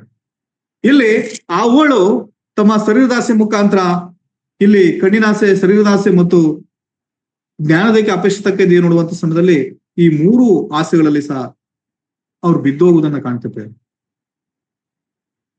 ಕಣ್ಣಿನಾಸೆ, ಶರೀರದಾಸೆಗಳಲ್ಲಿ ನೋಡ್ತಾ ಬರುವಾಗ, ನಾವು ಬದುಕು ಬಾಳಿನ ಡಂಬದ ವಿಷಯದಲ್ಲಿ ನೋಡ್ತಾ ಬರುವಾಗ ಇಹಲೋಕದ ಆಸೆಗಳು, ಆಕಾಂಕ್ಷೆಗಳಿಗೋಸ್ಕರ ಅಲ್ಲಿ ನಾವು ಬಿದ್ದು ಹೋಗುವುದನ್ನು ನಾವು ಕಾಣ್ತೇವೆ. ನಾವು ಈ ಶರೀರದ ಆಸೆ ವಿಷಯದಲ್ಲಿ, ಕಣ್ಣಿನ ಆಸೆ ವಿಷಯದಲ್ಲಿ ನೋಡ್ತಾ ಬರುವಾಗ ಪ್ರಿಯರೇ, ನಾವು ದಾವಿದನನ್ನು ನೋಡ್ಬೋದು ಪ್ರಿಯರೇ. ದಾವಿದನು ಆ ಒಂದು ತನ್ನ ಅರಮನೆಯ ಮೇಲೆ ಇರುವಂತ ಸಮಯದಲ್ಲಿ ಅಲ್ಲಿ ಉರಿಯನ ಹೆಂಡತಿಯನ್ನು ನೋಡುವಂತ ಕಾಣ್ತಿದ್ವಿ. ಆ ಒಂದು ಇದರಿಂದ ಕಣ್ಣಿನಾಸೆಯಿಂದ ಆತನು ಶರೀರಾಸೆಯನ್ನ ಮಾಡಿ ಆತನ ಹಾಳಾದದನ್ನು ನೋಡ್ತೀವಿ, ಆತನು ಬಿದ್ದು ಹೋದದನ್ನ ಮತ್ತೆ ಆತನ ಯಥಾಸ್ಥಿತಿಯನ್ನ ಬಂದದನ್ನು ನೋಡ್ತೀವಿ ಪ್ರಿಯರೇ. ನಾವು ಸೊಲೊಮೋನ್ ನೋಡ್ತಾ ಬರುವಾಗ ಪ್ರಿಯರೇ, ಅಲ್ಲಿ ಆತನಿಗೆ 1,000 ಪತ್ನಿಯರು ಇದ್ರು ಪ್ರಿಯರೇ, ಆತನು ಸಹ ಕಣ್ಣಿನಾಸೆಯ ಮುಖಾಂತರ ಆತನು ಬಿದ್ದು ಹೋದದನ್ನ ನಾವು ಕಾಣ್ತೇವೆ. ನಾವು ಆತರ ನೋಡ್ತಾ ಬರುವಾಗ ಆದಿಕಾಂಡದಿಂದ ನಾವು ಹೊಸ ಒಡಂಬಡಿಕೆಯಲ್ಲಿ ನೋಡ್ತಾ ಬರುವಾಗ ಕೆಲವು ವಿಷಯಗಳ ವ್ಯಕ್ತಿಗಳು ನೋಡ್ತಾ ಬರುವಾಗ ಇವುದನ್ನು ಸಹ ಇಲ್ಲಿ ಯೇಸು ಸ್ವಾಮಿ ಇಟ್ಕೊಡುವಂಥದ್ದು ತನ್ನ ಹಣದಾಸೆಯಿಂದ ಬದುಕು ಬಾಳಿನ ಡಂಬದ ಆಸೆಗೋಸ್ಕರ ಆತನ ಇಟ್ಕೊಳ್ಳೋದನ್ನು ನೋಡ್ತಿದ್ದೇವೆ. ಅನನ್ಯ ಸಪರಳನ್ನು ನೋಡ್ತಾ ಬರ್ತಿದ್ದೇವೆ. ಅವರು ಸಹ ತಾವು ಮಾಡದಂತ ಒಂದು ಭಾಗವನ್ನ ಬಚ್ಚಿಟ್ಟು ಅಲ್ಲಿ ಆದಿಸಭೆಯ ಅಪೊಸ್ತಲರಿಗೆ ಮುಚ್ಚಿಟ್ಟುದನ್ನು ನಾಡಿ ಮುಚ್ಚಿಟ್ಟು ಅವರು ಬಿದ್ದುವುದನ್ನು ನಾವು ಕಾಣ್ತಿದ್ದೇವೆ. ನಾವು ಆದಿಕಾಂಡದಿಂದ ನೋಡ್ತಾ ಬರುವಾಗ ನಾವು ಆದಿಕಾಂಡ 13ನೇ ಅಧ್ಯಾಯದಲ್ಲಿ ನಾವು ನೋಡ್ತಾ ಬರೋಣ ಪ್ರಿಯರೇ. ಆದಿಕಾಂಡ 13ನೇ ಅಧ್ಯಾಯದಲ್ಲಿ ಒಂದು ವಾಕ್ಯ ಭಾಗವನ್ನು ನೋಡ್ತಾ ಬರೋಣ. ಆದಿಕಾಂಡ 11ರಿಂದ 13ನೇ ವಚನವನ್ನು ನೋಡ್ತಾ ಬರೋಣ. ಆದುದರಿಂದ ಲೋಟನು ಏದೆನ್ ಹೊಳೆಯ ಸುತ್ತಣ ಪ್ರದೇಶವನ್ನು ಆದುಕೊಂಡು ಮೂಡನ ಕಡೆಗೆ ಹೊರಟನು. ಹೀಗೆ ಅವರಿಬ್ಬರು ಪ್ರತ್ಯೇಕವಾದರು. ಅಬ್ರಾಮನು ಕಾನಾನ್ ದೇಶದಲ್ಲಿ ವಾಸ ಮಾಡಲು ಲೋಟನು ಏದೆನ್ ಹೊಳೆಯ ಸುತ್ತಣ ಊರುಗಳಲ್ಲಿ ಗುಡಾರ ಹಾಕಿಸಿ ವಸತಿ ಮಾಡುತ್ತಾ ಸೋದಮಿಗೆ ಬಂದರು. ಆದರೆ ಸೋದಮ್ ಪಟ್ಟಣದವರು ದುಷ್ಟರು, ಯೆಹೋವನಿಗೆ ಮಹಾಪರಾಧಿಗಳು ಆಗಿದ್ದರು. ಇಲ್ಲಿ ನಾವು ನೋಡ್ತಾ ಬರುವಾಗ 10ನೇ ವಚನದಲ್ಲಿ ನೋಡ್ತಾ ಬರುವಾಗ ಲೋಟನು ಕಣ್ಣೆತ್ತಿ ನೋಡಲಾಗಿ ಯೊರ್ದನ್ ಹೊಳೆಯ ಸುತ್ತಲಿರುವ ಪ್ರದೇಶವು ಚೋಗ್ದೋರಿನ ತನಕ ಎಲ್ಲವೂ ಸಹ ಎಲ್ಲಾ ಕಡೆಗಳಲ್ಲಿಯೂ ಸಹ ನೀರಾವರಿಯು ಸ್ಥಳವೆಂದು ತಿಳಿದುಕೊಂಡನು. ಆತನು ಇಲ್ಲಿ ಆದಾಮ ಮತ್ತು ಲೋಟನ್ನು ವಿಭಾಗ ಆಗುವುದನ್ನ, ಅವರು ಬೇರೆ ಬೇರೆ ಹೋಗುವುದನ್ನ, ತಮ್ಮ ಆಳುಗಳಿಂದ ಆದಂತ ಜಗಳಗಳಿಂದ ಅವರು ಬೇರೆ ಬೇರೆ ಹೋಗುವುದನ್ನು ನಾವು ಕಾಣ್ತೇವೆ. ಇಲ್ಲಿ ಆದಾಮನು ಆ ಏದೆನ್ ಹೊಳೆಯ ಸುತ್ತಮುತ್ತಲಿರುವಂತಹ ಪ್ರದೇಶವನ್ನು ನೋಡ್ತಾ ಸಮಯದಲ್ಲಿ ನಿನ್ನ ಫಸ್ಟ್ ಆಯ್ಕೆಯನ್ನು ಮಾಡ್ಕುವಂತ ಆದಾಮನು ಹೇಳುವಂತ ಸಮಯದಲ್ಲಿ ಅಬ್ರಾಮನು ಹೇಳುವಂತ ಸಮಯದಲ್ಲಿ ಲೋಟನು ತನಗೆ ಆ ಕಣ್ಣೆತ್ತು ನೋಡುವಂತ ಸಮಯದಲ್ಲಿ ಆ ಏದೆನ್ ಹೊಳೆಯ ಸುತ್ತಲಿರುವಂತಹ ಪ್ರದೇಶವು ಬಹಳ ಚೋಗರಿದ್ದನವರೆಗೂ ಸಹ ಎಲ್ಲವೂ ಸಹ ಅಲ್ಲಿ ಬಹಳ ಹಸಿರಾಗಿತ್ತು, ನೀರಾವರಿ ಇತ್ತು, ಆ ಸೌಲಭ್ಯ ಇದ್ದುದರಿಂದ ಅವನೇನ್ ಮಾಡ್ತಾನೆ, ಆ ಒಂದು ಪ್ರದೇಶದಿಂದ ತನ್ನ ಕಣ್ಣಿನ ಆಸೆ, ಆ ಕಣ್ಣಿನ ಹಸಿರಾಗಿರುವಂತದ್ದು ಆ ಒಂದು ಪ್ರದೇಶ ಚೆನ್ನಾಗಿದೆ ಅಂತ ಹೋಗೋದನ್ನು ಕಾಣ್ತೇವೆ. ಇಲ್ಲಿ ಅಬ್ರಾಮನು ಆತನು ಕಾನಾನ್ ದೇಶದಲ್ಲಿ ವಾಸ ಮಾಡೋದನ್ನ ಕಾಣ್ತೇವೆ. ಇಲ್ಲಿ ತಾನು ಕಣ್ಣಿನ ಆಸೆ ದೂರದವರೆಗೂ ಕಾಣುವಂತ ಸಮಯದಲ್ಲಿ ಸಹ ಎಲ್ಲ ನೀರಾವರಿಂದ ಇದೆ, ಹಸಿರಾಗಿದೆ ಅನ್ನುವಂತ ಸಮಯದಲ್ಲಿ ಅಲ್ಲಿ ಲೋಟನ್ನು ತಿಳಿದುಕೊಂಡು ಆ ಒಂದು ಪ್ರದೇಶವನ್ನು ಆಯ್ಕೆ ಮಾಡಿಕೊಳ್ಳೋದನ್ನು ನೋಡ್ತೇವೆ ಪ್ರಿಯರೇ. ಆದ್ರೆ ಅಲ್ಲಿ ಮುಂದೆ ಏನಾಗುವುದನ್ನು ನಾವು ನೋಡ್ತಾ ಬರ್ತೀವಿ. ಆದ್ರೆ ಆದಿಕಾಂಡ ನಾವು 25ನೇ ಅಧ್ಯಾಯಕ್ಕೆ ಬರುವಾಗ ಅಲ್ಲೊಂದು ವಿಷಯವನ್ನು ಸಹ ನೋಡ್ತಾ ಬರ್ತೀವಿ ನಾವು. ಆದಿಕಾಂಡ 25ನೇ ಅಧ್ಯಾಯ 29ರಿಂದ 34ವರೆಗೂ ನೋಡುವಂತ ಸಮಯದಲ್ಲಿ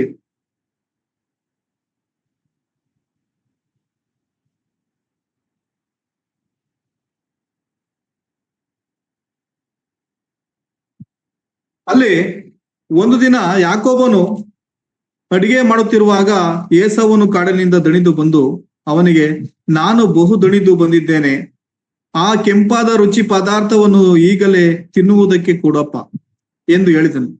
ಈ ಸಂಗತಿಯಿಂದ ಏಸಾವನಿಗೆ ಏದೋಮ್ ಎಂದು ಹೆಸರಾಯಿತು. ಯಾಕೋಬನು ಅವನಿಗೆ, ನೀನು ಮೊದಲು ನಿನ್ನ ಚೊಚ್ಚಲತನದ ಹಕ್ಕನ್ನು ನನಗೆ ಮಾರಿಬಿಡು ಅನ್ನಲು ಏಸಾವನು, ಆಗಲಿ ನನ್ನಂತ ಸಾಯುವವನಿಗೆ ಚೊಚ್ಚಲತನದಿಂದ ಪ್ರಯೋಜನವೇನು ಅಂದನು. ಯಾಕೋಬನು, ಮೊದಲು ಪ್ರಮಾಣ ಮಾಡು ಅಂದಾಗ ಏಸಾವನು ಪ್ರಮಾಣ ಮಾಡಿ ಅವನಿಗೆ ತನ್ನ ಚೊಚ್ಚಲತನದ ಹಕ್ಕನ್ನ ಕೊಟ್ಟು ಬಿಟ್ಟನು.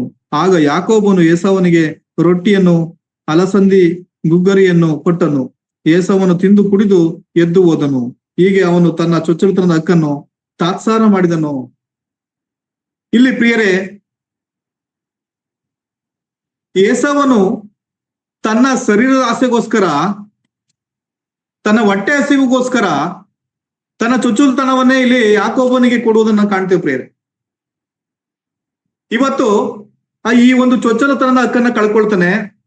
ಇಲ್ಲಿ ಅವನಿಗೆ ಶರೀರದ ಆಸೆ ಅಲ್ಲಿ ತನ್ನ ಹೊಟ್ಟೆ ಹಸಿವು ನೀಗ್ಬೇಕಾಗಿತ್ತು. ನನ್ನಂತ ಸಾಯುವವನಿಗೆ ಯಾವ ಚತುರದ ಹಕ್ಕು ನನ್ಗೆ ಬೇಕಾಗಿಲ್ಲ, ಸದ್ಯಕ್ಕೆ ನನಗೆ ಹೊಟ್ಟೆ ಹಸುವನ್ನ ನೀಗ್ಬೇಕು ಅಷ್ಟೇ ಅನ್ನೋದನ್ನ ಅಲ್ಲಿ ಆತನು ತನ್ನ ತೊಚ್ಚುಲ್ತನವನ್ನ ಕೊಡೋದನ್ನ ಕಾಣ್ತಿದ್ವಿ. ಇವತ್ತೆಷ್ಟೋ ಕಡೆ ನಾವು ನೋಡ್ತಾ ಬರುವಾಗ ತಮ್ಮ ಶರೀರಾಸೆಗೋಸ್ಕರ, ತಾವು ತಿನ್ನುವುದಕ್ಕೋಸ್ಕರ ಎಲ್ಲವನ್ನ ಆಳ್ದ ಮಾಡ್ತಾ ತಮ್ಮ ಶರೀರಕ್ಕೋಸ್ಕರ, ದೇಹಕ್ಕೋಸ್ಕರ ಎಲ್ಲ ದೇವರ ಆತ್ಮಿಕತೆಯನ್ನು ಬಿಟ್ಟು ಜೀವಿಸೋದನ್ನು ಕಾಣ್ತಿರ್ತೀವಿ.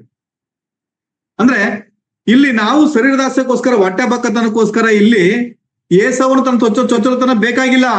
ಅವನಿಗೆ ಹೊಟ್ಟೆ ತುಂಬಬೇಕಾಗಿತ್ತು, ಆ ಒಂದು ದಾಹ ನಿಗ್ಬೇಕಾಗಿತ್ತು, ಅಲ್ಲಿ ಆತನು ಶರೀರದಾಸೆ ಅಲ್ಲಿ ಪೂರೈಸಬೇಕಾಗಿತ್ತು ಅಷ್ಟೇ. ಆತನು ಇನ್ಯಾವುದೂ ಆಸೆ ಬೇಕಾಗಿರ್ಲಿಲ್ಲ. ಅವನಿಗೆ ಅಲ್ಲಿ ಮುಗಿದ್ರೆ ಸಾಕು, ತನ್ನ ಹೊಟ್ಟೆ ಹಸಿವು ನೀಗಿದ್ರೆ ಸಾಕು ಅಂತ ಪ್ರಿಯರೇ. ಇವತ್ತು ಹೊಟ್ಟೆಗೋಸ್ಕರ, ಹೊಟ್ಟೆ ಪಾಡಿಗೋಸ್ಕರ ನಾವು ಸೇವಕರು ಅಂತ ಎಷ್ಟೋ ಹೇಳ್ಕೊಂಡು ಸೇವೆ ಮಾಡುವಂತವ್ರು ನಾವು ನೋಡ್ತಾ ಇದ್ದೀವಿ ಪ್ರಿಯ. ಇಲ್ಲಿ ದೇವರು ಶರೀರದಾಸೆ, ಕಣ್ಣಿನಾಸೆ ಮುಖಾಂತರ ಆದಾಮ ಅವಳು ಬಿದ್ದು ಹೋಗುವುದನ್ನ ಕಾಣ್ತಿದ್ದೇವೆ. ಇಲ್ಲಿ ಅವಳು ತನ್ನ ಆಸೆಯಿಂದ, ಆಕಾಂಕ್ಷೆಯಿಂದ, ತನ್ನ ಆಶಾಪಾಸದಿಂದ ಎಳೆಯಲ್ಪಟ್ಟವಳಾಗಿ, ಮರಳುಗೊಂಡವಳಾಗಿ ಅಲ್ಲಿ ಪ್ರೇರೇಪಿಸಲ್ಪಟ್ಟು ಅಲ್ಲಿ ಆ ಮರದ ಒಳ್ಳೆದರ ಕೆಟ್ಟದರವನ್ನು ಉಡಿಸುವಂತ ಮರದ ಫಲದ ಹಣ್ಣನ್ನು ತಿನ್ನುವುದನ್ನು ನಾವು ನೋಡ್ತಿರ್ತೇವೆ. ನಾವು ಯೋಹನ ಪತ್ರಿಕೆ ಮೊದಲನೇ ಪತ್ರಿಕೆ ಯೋಹನ ಪತ್ರಿಕೆ ಮೊದಲನೇ ಪತ್ರಿಕೆ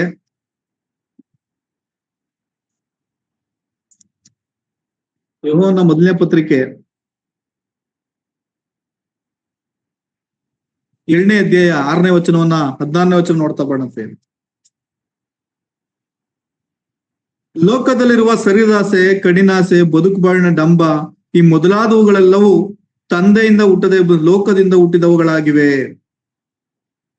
ಲೋಕವು ಅದರ ಆಸೆಯು ಗತಿಸಿ ಹೋಗುತ್ತದೆ, ಆದರೆ ದೇವರ ಚಿತ್ತವನ್ನು ನೆರವೇರಿಸುವವರು ಎಂದೆಂದಿಗೂ ಇರುವರು.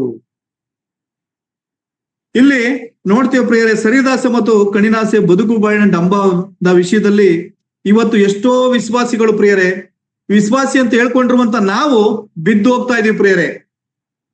ನಾವು ಕಣ್ಣಿನಾಸೆ ಮುಖಾಂತರ, ಕಣ್ಣಲ್ಲಿ ನಾವು ಆಸೆ ಪಟ್ಟದನ್ನೆಲ್ಲ ನಾವು ಬಯಸ್ಬೇಕು ಅನ್ನುವಂಥದ್ದು, ಬಯಸಿದಂತ ಸಮಯದಲ್ಲಿ ನಮ್ಮ ಶರೀರದ ಆಸೆಗಳು ಪೂರೈಸುತ್ತೆ. ನಾವು ತಿನ್ನೋದಕ್ಕೋಸ್ಕರ, ಉಣ್ಣೋದಕ್ಕೋಸ್ಕರ, ಊಟ ಮಾಡೋದಕ್ಕೋಸ್ಕರ, ನಮ್ಮ ಒಂದು ದೇಹದ ಒಂದು ಆಕಾಂಕ್ಷೆಗಳನ್ನ ತೀರಿಸ್ಕೊಳ್ಳೋದಕ್ಕೋಸ್ಕರ, ನಾವು ಶರೀರದ ಆಸೆಗಳನ್ನ ಪೂರೈಸೋದಕ್ಕೋಸ್ಕರ, ಕಣ್ಣಿನ ಆಸೆಯನ್ನ ಪೂರೈಸೋದಕ್ಕೋಸ್ಕರ ಇವತ್ತು ನಾವು ಕ್ರೈಸ್ತ ವಿಶ್ವಾಸಿಯಾಗಿದ್ದವರು ಬಿದ್ದು ಹೋಗ್ತಾ ಇದೀವಿ ಪ್ರಿಯರ್. ಇವತ್ತು ಮತ್ತು ಬದುಕು ಬಾಳಿನ ಡಂಬಕ್ಕೋಸ್ಕರ ಯಾರೋ ಒಬ್ರು ಕಾರಲ್ಲಿ ಹೋದ್ರು ಅಂದ ತಕ್ಷಣ ನಾವು ಕಾರಲ್ಲಿ ಹೋಗ್ಬೇಕು, ಯಾರೋ ಮನೆ ಕಟ್ಟಿದ್ರು ಅಂದ ತಕ್ಷಣ ನಾವು ಮನೆ ಕಟ್ಟಬೇಕು, ಯಾರೋ ನಮಗಿಂತ ಒಳ್ಳೆ ಬಟ್ಟೆ, ಒಳ್ಳೆ ಸುವಾಕಿರೋ ಅಂದ ತಕ್ಷಣ ನಾವು ಆ ತರನೇ ಹಾಕ್ಬೇಕು ಅನ್ನುವಂಥದ್ದು ಇವತ್ತು ನಮ್ಮ ಬದುಕು ಬಾಳಿನ ಡಂಬಕ್ಕೋಸ್ಕರ ಪ್ರಿಯರೇ. ಇವತ್ತು ವಿಶ್ವಾಸಿಗಳಂತ ನಾವ್ ಹೇಳ್ತಿರುವಂತವ್ರು, ಆದಿಸಭೆ ವಿಶ್ವಾಸಿಗಳು ಪ್ರಿಯರೇ, ಅಪೊಸ್ತಲರು ಎಲ್ಲೂ ಸಹ ನಾವು ತಮ್ಮ ಆಸೆಗೋಸ್ಕರ, ಹಣಕ್ಕೋಸ್ಕರ ಅವ್ರು ಕೆಲಸ ಮಾಡಿಲ್ಲ ಪ್ರಿಯರೇ. ಹಾಗಾಗಿದ್ರೆ ನಮ್ಮ ಪೌಲನು ಸೌಲ್ನಾಗಿ ಪೌಲನಾದಂತ ಪೌಲ್ನ ವಿಷಯವನ್ನು ನೋಡ್ತಾ ಬರುವಾಗ, ನಾವು ಪೇತ್ರನ ವಿಷಯವನ್ನ ಯಾಕೋಬ ಯೋಹನ ನೋಡ್ತಾ ಬರುವಾಗ, ಅವರು ಆದಿ ಸಭೆಗಳಲ್ಲಿ ಅವ್ರು ಕೊಡ್ತಿದ್ದಂತ ಕಾಣಿಕೆಗಳನ್ನ ತಮ್ಮ ಸೇವೆಗೋಸ್ಕರ ಇದಕ್ಕೋಸ್ಕರ ಬಳಸಿದ್ರು ಪ್ರಿಯರೇ. ಆ ರೀತಿ ಎಷ್ಟು ಕೊಡ್ತಿದಂತ ಕಾಣಿಕೆಗಳನ್ನ ಇವತ್ತು ಕೊಟ್ಟಿದ್ರೆ ಪ್ರಿಯರೇ, ಇವತ್ತು ಸೇವಕರುಗಳು ಕೋಟ್ಯಾಧೀಶರಾಗ್ತಾ ಇದ್ರು. ಆದ್ರೆ ಅವರೆಲ್ಲೂ ಸಹ ತಾವು ಆಸ್ತಿಗೋಸ್ಕರ, ಹಣಕ್ಕೋಸ್ಕರ, ಶರೀರಾಸೆಗೋಸ್ಕರ, ಕಣ್ಣಿನಾಸೆಗೋಸ್ಕರ, ಬದುಕು ಬಾಳೋಕ್ಕೋಸ್ಕರ ಬದುಕಲಿಲ್ಲ ಪ್ರಿಯರೇ.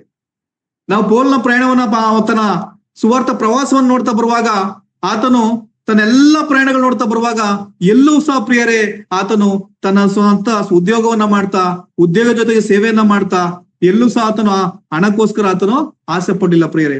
ದೇವರು ಕೊಡುವಂತ ಕಾಣಿಕೆಗೋಸ್ಕರ ಆಸೆ ಪಡ್ಲಿಲ್ಲ ಪ್ರಿಯರೇ. ಬೇರೆಯವ್ರಿಗೋಸ್ಕರ ಆತನು ಆ ಕಾಲದಲ್ಲೇ 2-3 ಪದವಿಗಳನ್ನ, PhD ಗಳನ್ನ ಪಡೆದಂತವನು, ಗಮಲಿಯಲನ ಶಿಷ್ಯನಾಗಿದ್ದಂತ ಪೌಲನು ಆತನ ವಿದ್ಯಾಭ್ಯಾಸಕ್ಕೆ ಯಾವ ಯೂನಿವರ್ಸಿಟಿಯಲ್ಲಿ ಮಾಡ್ತಾ ಇದ್ರೆ ಅವತ್ತಿನ ಯೂನಿವರ್ಸಿಟಿಗಳಲ್ಲಿ ಮಾಡಿದ್ರೆ ಆತನು ಇನ್ನೂ ಹೆಚ್ಚು ಕೋಟ್ಯಾಂತರ ರೂಪಾಯಿ, ಲಕ್ಷಾಧಿಕ ಸಂಬಳ ತಗೋಬಾಯ್ತು ಪ್ರಿಯರೇ. ಆತನು ಎಲ್ಲೂ ಆತರ ಪ್ರಯತ್ನ ಪಡ್ಲಿಲ್ಲ.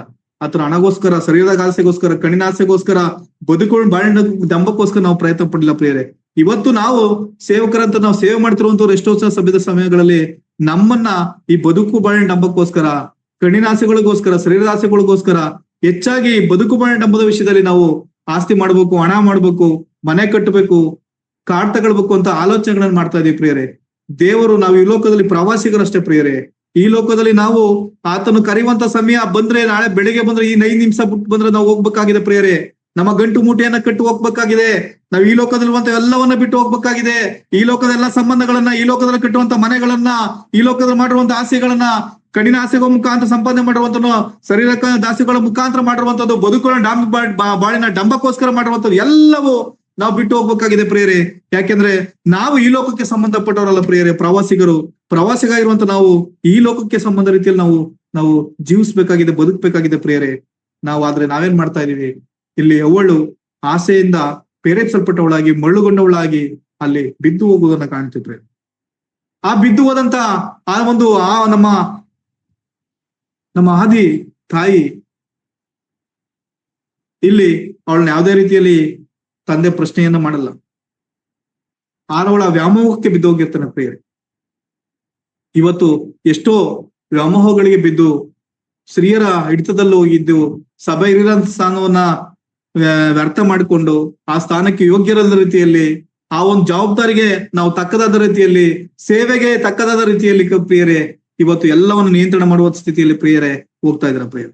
ಇವತ್ತು ನಾವು ಈ ಅವಳು ನಮ್ಮ ಪೂರ್ವಜಿ ಅಂತ ಅವಳು ತನ್ನ ಆಸಾಪಾಸದಿಂದ ಅಳೆಯಲ್ಪಟ್ಟವಳಾಗಿ ಪ್ರಿಯರೇ ಈ ಲೋಕದಲ್ಲಿ ತನ್ನ ಶರೀರದ ಆಸೆಗೋಸ್ಕರ, ಕಣ್ಣಿನ ಆಸೆಗೋಸ್ಕರ ಅವಳು ಬಿದ್ದು ಹಾಳಾಗಿ ಹೋಗಿ, ಆ ತಾಯಿ ಮತ್ತು ಆ ತಂದೆಯಿಂದ ಬಂದಂತ ಎಲ್ಲಾ ಒಂದು ಪಾಪದ ಪ್ರವೇಶ, ಆ ಪಾಪದ ಕಾರ್ಯ, ಆ ಪಾಪದ ಯೋಚನೆಗಳು, ಆಲೋಚನೆಗಳು ಇವತ್ತು ನಮ್ಮ ಮೇಲೆ ನಡೀತಾ ಬರ್ತಾ ಇದೆ ಪ್ರಿಯರೇ. ಇವತ್ತು ನಮಗೋಸ್ಕರ ನಮ್ಮ ಕರ್ತನ ಯೇಸು ಕ್ರಿಸ್ತನು ಈ ಲೋಕಕ್ಕೆ ಬರ್ಬೇಕಾದ್ರೆ ಆತನು ಆದಿ ತಂದೆ ತಾಯಿಗಳು ಮಾಡಿದಂತ ಒಂದು ಪಾಪದ ನಿಮಿತ್ತ, ಅವರ ಒಂದು ಶರೀರದಾಸೆ, ಕಣ್ಣಿನ ಆಸೆ, ಬದುಕು ಬಾಳಿನ ಡಂಬಕ್ಕೋಸ್ಕರ, ಅವರು ಮಾಡಿದಂತ ಆಲೋಚನೆಗೋಸ್ಕರ, ಆ ಜ್ಞಾನೋದಯಕ್ಕೆ ಅಪೇಕ್ಷಿತಕ್ಕಾದಾಗಿದೆ ಅಂತ ತಿಳಿದು ಮಾಡಿದಂತ ಒಂದು ತಪ್ಪಿನ ನಿಮಿತ್ತ ಪ್ರಿಯರೇ ಆ ಒಂದು ಎಲ್ಲರ ಮೇಲೆ ಹೋಗ್ತಂತ ಎಲ್ಲಾ ಒಂದು ಜನಾಂಗದ ಮೇಲೆ ಆ ಪಾಪ ಪ್ರವೇಶ ಮಾಡ್ತಾ ಬಂತು ಪ್ರಿಯರೇ. ಆದ್ರೆ ನಮ್ಮ ಕರ್ತನಂತ ಯೇಸು ಕ್ರಿಸ್ತನು ಈ ಲೋಕಕ್ಕೆ ಬಂದು ಪ್ರಿಯರೇ ನಮಗೋಸ್ಕರ ಆತನು ತನ್ನ ಶರೀರವನ್ನ, ನಮಗೋಸ್ಕರ ಆತನು ತನ್ನ ರಕ್ತವನ್ನ ಸೂಸಲ್ಪಟ್ಟು ನಮ್ಮನ್ನ ಕ್ರಯವಾಗಿ ನಮ್ಮನ್ನ ಈ ಲೋಕದಲ್ಲಿ ತೆಗೆದುಕೊಂಡಿದ್ದಾನೆ. ಕ್ರಯವಾಗಿ ತೆಗೆದುಕೊಂಡಿರುವಂತ ನಾವು ಈ ಲೋಕದಲ್ಲಿ ಜೀವಿಸ್ತಿರುವಂತ ಸಮಯದಲ್ಲಿ ಯೇಸು ಕ್ರಿಸ್ತನು ಪ್ರಿಯರೇ ತರ ಸುವಾರ್ತೆಗೆ ಹೋಗುವಂತ ಸಮಯದಲ್ಲಿ 2 ಜೊತೆ ಬಟ್ಟೆಗಳನ್ನ ತೆಗೆದುಕೊಳ್ಳಬೇಡಿ, ಕೋಲನ್ನ ತಗೊಳ್ಕೋಗಿ ಅದು ಕೆರೆಗಳನ್ನ ಮಾಡ್ಕೋಬೇಡಿ, 2 ಜೊತೆ ತಗೋಬೇಡಿ, ನೀವು ಎಲ್ಲವನ್ನ ಅವರು ಮಾಡ್ತಾ ಹೋದ್ರು ಪ್ರಿಯರೇ. ಅಂದ್ರೆ ಅವರು ಸೇವೆಯನ್ನು ಆ ರೀತಿ ಮಾಡ್ತಾ ಹೋದ್ರು ಪ್ರಿಯರೇ. ಇವತ್ತು ನಮ್ಮ ಸೇವೆಗಳೇನಾಗಿದೆ ಪ್ರಿಯರೇ, ನಮ್ಮ ಸೇವೆಗಳೇನಾಗಿದೆ, ಸ್ವಾರ್ಥತೆಯಿಂದ ಸೇವೆ ಮಾಡ್ತಾ ಇದೀವ, ಅಥವಾ ನಮ್ಮ ಶರೀರಗೋಸ್ಕರ, ನಮ್ಮ ಕಣ್ಣಿನ ಆಸೆಗಳಿಗೋಸ್ಕರ, ನಮ್ಮ ಬದುಕು ಬಾಳಿನ ಡಂಬಕ್ಕೋಸ್ಕರ, ನಮ್ಮ ಕುಟುಂಬಗಳಕ್ಕೋಸ್ಕರ, ಮನೆ ಕಟ್ಟೋದಕ್ಕೋಸ್ಕರ ನಮ್ಮ ಆಲೋಚನೆಗಳನ್ನ ಮಾಡ್ತಾ ಇದೀವ? ಇದನ್ನ ನಮ್ಮನ್ನ ಪ್ರಶ್ನೆಯನ್ನು ಮಾಡ್ಕೊಳ್ಬೇಕಾಗಿದೆ ಪ್ರಿಯರೇ. ಇವತ್ತು ನಾವ್ ಎಲ್ಲಿ ಹೋಗ್ತಾ ಇದೀವಿ ಅಂದ್ರೆ ಆದಾಮ ಓಳು ಬಿದ್ದಂತ ಆ ಒಂದು ಸ್ಥಿತಿಯಲ್ಲಿ ಇವತ್ತು ನಾವು ಸಹ ಹಂತದಲ್ಲಿ ಬಿದ್ದು ಹೋಗ್ತಾ ಇದೀವಿ ಪ್ರಿಯರೇ. ಎಷ್ಟೋ ಸರಿ ಶರೀರಗೋಸ್ಕರ, ಆಸೆಗೋಸ್ಕರ, ಈ ಲೋಕದ ಒಂದು ಆಸ್ತಿಗಳಿಗೋಸ್ಕರ, ಈ ಲೋಕದ ಒಂದು ಆಡಂಬರಕ್ಕೋಸ್ಕರ, ಈ ಲೋಕದ ಮನೆಗಳಿಗೋಸ್ಕರ, ಈ ಲೋಕದ ಆಸ್ತಿಗಳಿಗೋಸ್ಕರ ನಾವು ಜಗಳಗಳನ್ನ ಮಾಡ್ಕೊಂಡು ಸಭೆಗಳಲ್ಲಿರ್ಬೋದು, ನಮ್ಮ ಸೇವಕರ ಮಧ್ಯದಲ್ಲಿ ಇರ್ಬೋದು, ನಮ್ಮ ಕುಟುಂಬದಸ್ಥರ ಜೊತೆಲಿ ಇರ್ಬೋದು ಪ್ರಿಯರೇ, ನಾವು ಈ ಲೋಕದ ಆಸೆಗಳಿಗೋಸ್ಕರ ನಾವು ಬಿದ್ದು ಹೋಗ್ತದೆ ಪ್ರಿಯರೇ. ಕಣ್ಣಿನ ಆಸೆಯನ್ನು ನಡ್ತಾ ಬರುವಾಗ ನಾವು ಒಂದು ಸ್ತ್ರೀಯನ್ನು ಸಹ ಬರೀ ಅವಳು ಚೆನ್ನಾಗಿದ್ದಾಳೆ ಅಂತ ನಮ್ಮ ಮನಸ್ಸಲ್ಲಿ ನೆನೆಸ್ಕೊಂಡ್ರು ಸಹ ಅವಳ ಜೊತೆ ಮಾಡಿದಂಥದ್ದು ಪಾಪವಾಗ್ತದೆ ಪ್ರಿಯರೇ. ನಾವು ಈ ಲೋಕದಲ್ಲಿ ನಿನ್ನೆ ಒಂದ್ ಕಡೆ ಮದುವೆಗೆ ಹೋಯ್ದ ಪ್ರಿಯರೇ, ಅಲ್ಲಿ ವಿಶ್ವಾಸಿ ಎಲ್ಲರಿಗೂ ಸಹ ಸಾಮೂಹಿಕವಾಗಿ ಊಟ ಕೊಟ್ಟಿರುವಂತ ಸಮಯದಲ್ಲಿ ಸಪರೇಟ್ ಆಗಿ ತಿರ್ಗಾ ಹಾಕ್ಸ್ಕೊ ಬಂದು ನನಗೆ ಹಾಕಿ, ನನಗೆ ಎಕ್ಸ್ಟ್ರಾ ಹಾಕಿ, ಒಂದು ಬೋಲ್ ಹಾಕಿ, ನನಗೆ ಎಕ್ಸ್ಟ್ರಾ ಮಟನ್ ಹಾಕಿ,